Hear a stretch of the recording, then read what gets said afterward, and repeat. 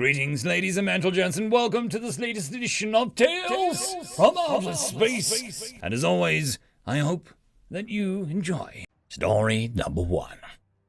A warning to those who wish to explore human space. Written by Dyson Sphere 02. With the addition of humanity to the collective of spacefaring races, arrives the hazards and guidelines needed to safely navigate the void within the borders of what they control. That is the point of this brief, and by the time you finish reading this, you should have a good general understanding of how to avoid turning your starship into a cloud of plasma on accident. Let's begin by addressing some of the rumors that have been circulating around about human space and ships. First, the hazards present in human space are not mines, it's debris, specifically spent munitions. Second, human borders are patrolled, but they do not destroy any interloping ship. We are pretty sure that humans are xenophilic to a surprising degree, based on first contact. The patrol ships are there to make sure that no ships inadvertently wander into the dangerous areas and annihilate themselves. Yes, human ships have devices that can drag starships out of FTL, and no, they aren't practical for military use. The final rumor I want to address is the one about the idea that humans created dangers in their space to keep out their neighbors.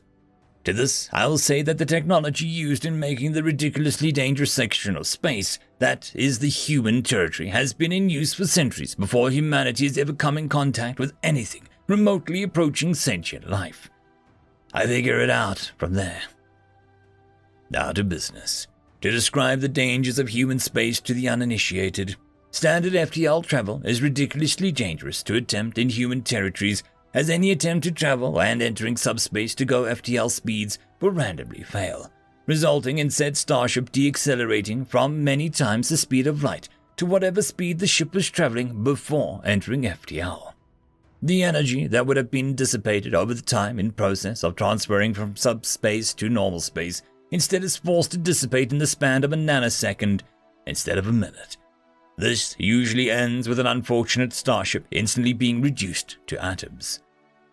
The only real way to avoid this is to follow the set paths that have been plotted all throughout human space. The maps are created and distributed by human way stations scattered throughout the territory. The good news about this is that the maps are free, and unless you are piloting a human starship or a ship that is at least human design FTL drives, those path maps are going to be a requirement to pass through human space. Excerpt of Guide from the Dangers of Human Space, written by Navigator for the Tar Wix vessel 7 Expo, the ship that first encountered humans. End of story. Story number 2. The God in a Shell, written by the Zet. Year 2452.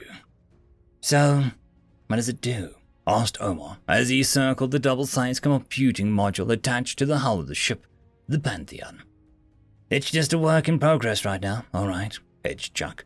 Right now, it's just a hunk of hardware with a couple of scripts attached to it. Just stuff to make life a little easier and less boring for the crew. Omar quirked an eyebrow. Less boring? How?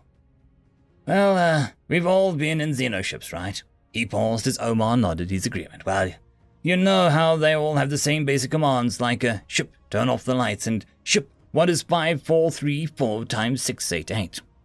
It's a set number of scripts, with a single exception for language. All the ship writes use the same scripts.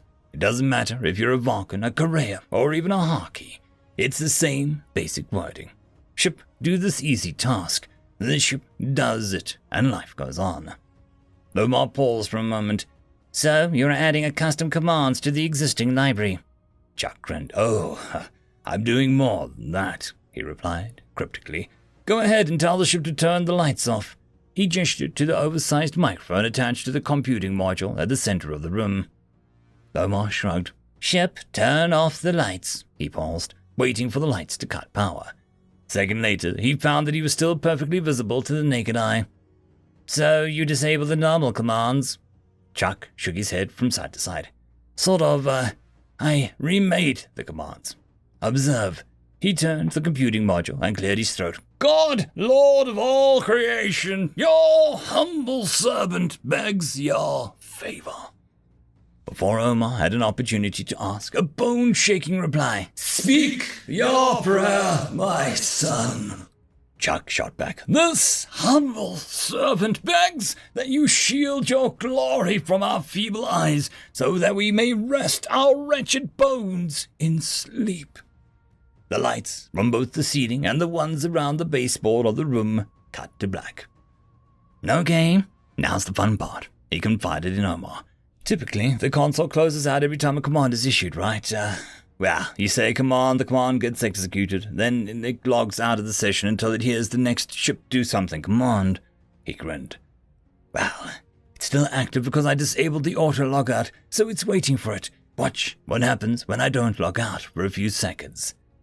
Sure enough, after half a minute passed, the navigation system started tilting the ship 4 degrees aft, then 8 port, then 8 aft again. The speakers throughout the ship started throwing seemingly random shocks of sounds, simulating an angry footsteps of a titan. After a few moments to allow Omar to appreciate the chaos, Chuck shouted at the module, "Blessed be the Pantheon and blessed be God forever." The speakers immediately fell silent and the nav system stopped its wild meandering while the autopilot adjusted to account for the odd jukes taken over the last minute. Omar blinked, then blinked again. "So, you overwrote the standard syntax for verbal commands, added malfunctions to the system, but couched them in a religious ceremony." Chuck smiled proudly. I know it's silly and a waste of time, but it was fun to just, play around with what's possible, He started walking towards the module. "I'll turn it off and the standard ship commands will take over after it powers down." Chuck felt a hand on his shoulder, stopping his movements forward. "How do you feel," Omar began, "about expanding on which gods are used?" Year 2501. Zarthon, aboard any other ship in the galaxy, would be called the species equivalent of a captain. Aboard the Pantheon, however, he found his responsibilities were both greater and yet somehow reduced. He was a spirit shaman. He was absolutely insane. No, rephrase that. It was physical embodiment of madness. Zarthon was well-traveled even by Vulcan standards. He had reliable trade partners in over a dozen worlds and hundreds of casual trading partners across the galaxy. So finding a fast, low-maintenance ship like the Pantheon was a lucky break.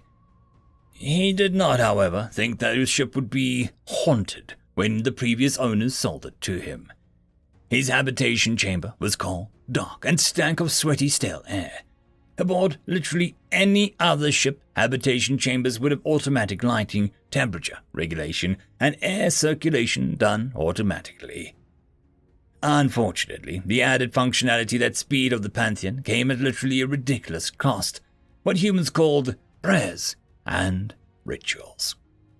Zarthon hauled himself out of the nest and took a deep breath to center himself. The morning ritual would demand nothing less. "Sky above me!" The lights slowly turned on, allowing his 4 eyes to adjust to the light from the total darkness. "Earth from below me!" The air circulation system activated, sucking the stale air into the ground while the fresh air gushed from the ceiling. "Balance within me!" Heat pulsed from the 4 radiators in the room's 4 corners, quickly bringing the ambient temperature up to Zarthon's comfort. He then moved to the ablution chamber, murmured a prayer for his Happy's blessing, and after a quick dip in the resulting water, invoked Apquan to summon the heated air to evaporate the remaining moisture. After he finished his grooming, Zarthon began his routine inspection of the ship.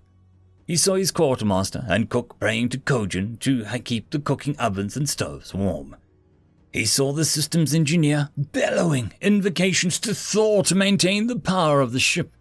He saw a handful of Kore soldiers chanting Hum Mani Padma Hum, because doing so seemed to keep Pantheon from doing unwise things.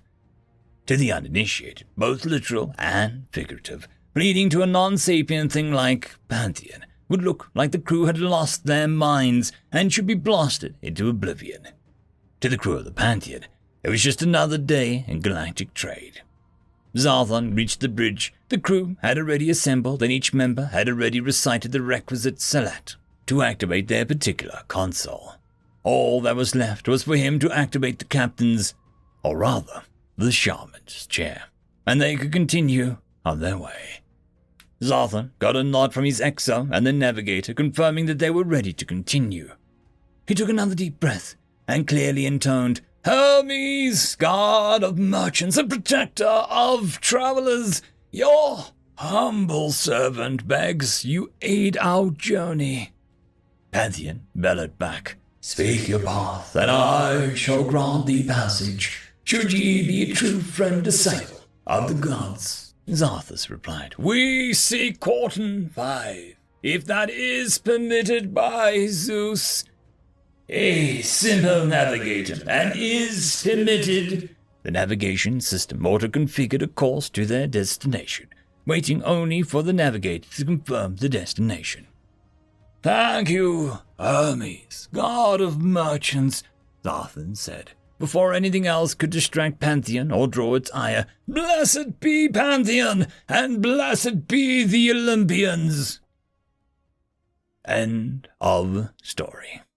This is a special thank you to the one, the only, the legendary Eric Hino, who has become the only Tier 6 patron.